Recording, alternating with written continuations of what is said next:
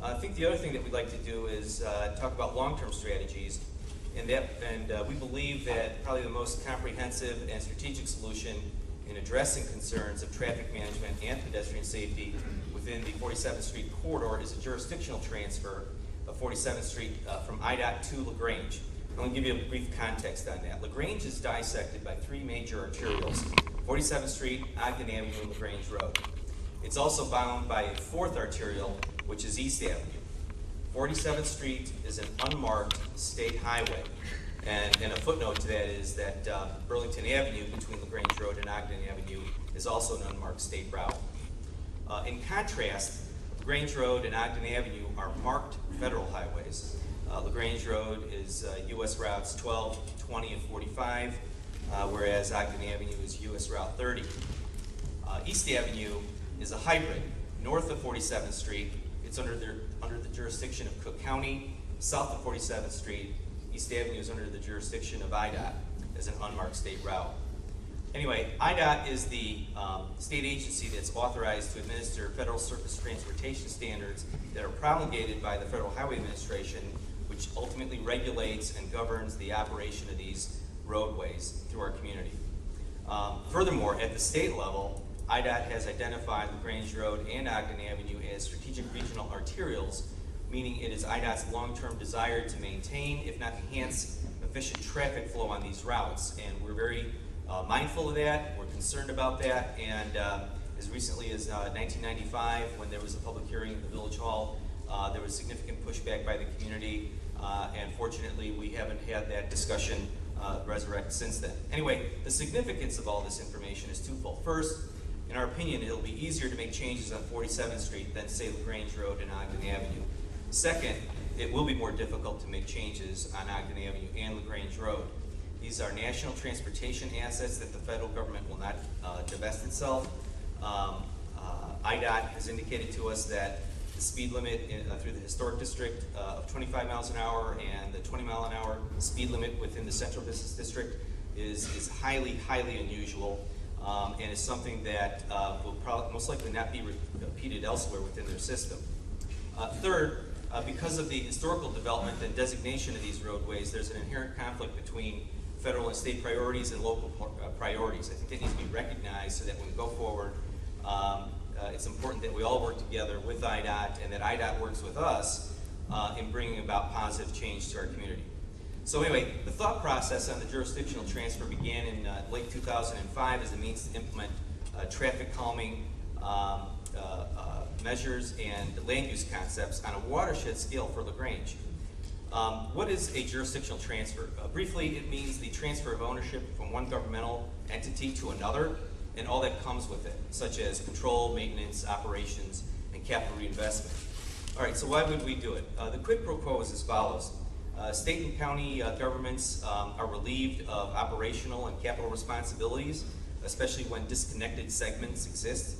And local government, on the other hand, gets to control and maintain state streets to local standards, and that's certainly our underlying objective with this transfer. That was our experience with Brainerd Avenue from Ogden Avenue to, that was our experience with Brainerd Avenue from Ogden Avenue to 55th Street in 1999. When that segment of Brainerd was previously under the jurisdiction of Cook County and transferred over to the village of LaGrange. We have that similar interest here with 47th Street.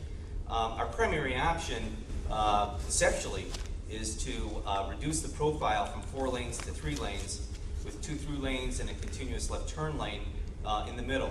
We would then add back that 4th lane width of 10 feet to create 5 additional feet of parkway on each side of the street. The positive outcomes with the conceptual design of this nature are as follows.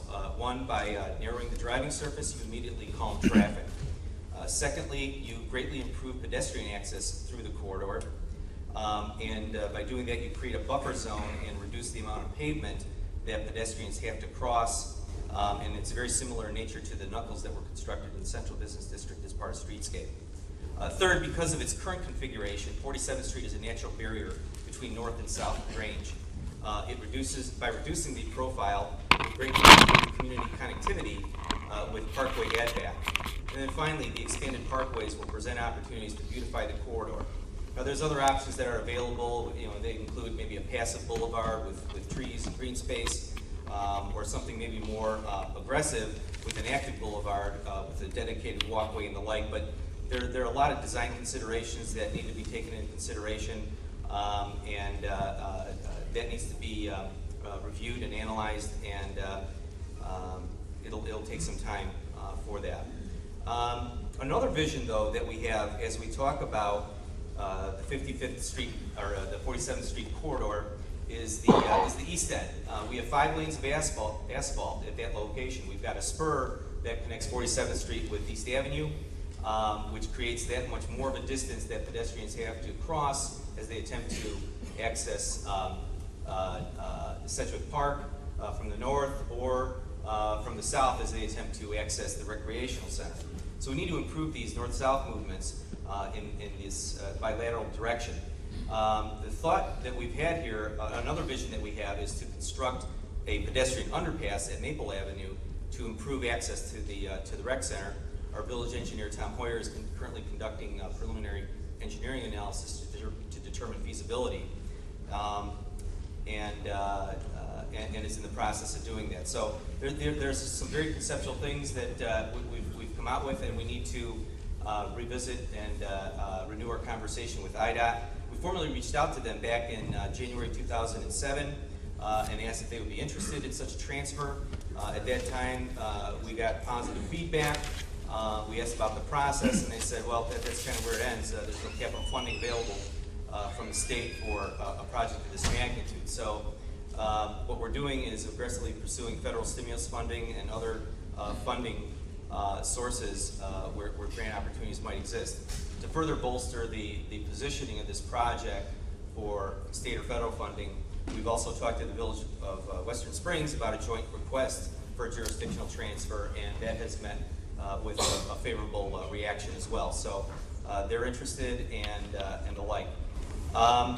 Well, to kind of wrap this up, as far as a staff presentation is concerned, we would need to conduct several studies, a preliminary engineering analysis on design alternatives and feasibility for the corridor itself, because it is quite narrow as it relates to pedestrian walkways and the like, and we need to correct that with if there was a jurisdictional transfer. Secondly, a traffic study to determine what is the greatest amount of traffic calming that we can implement without creating the unintended consequence that we alluded to earlier of cut-through traffic on the side streets. Thirdly, to meet with our state legislators, most of whom are here, to talk about process, funding opportunities, the timing of that funding, and the like. And then finally, understanding the need for this work and the preliminary analysis. The village board already has allocated $250,000 in village funds for next fiscal year, and that's something that we can easily amend our budget and begin that analysis this year with funding being available for that kind of analysis. So I think that concludes the staff portion of things that we've done and what we're looking at and the direction that we'd like to go in terms of engineering and quality of life type of solutions for the community within this corridor.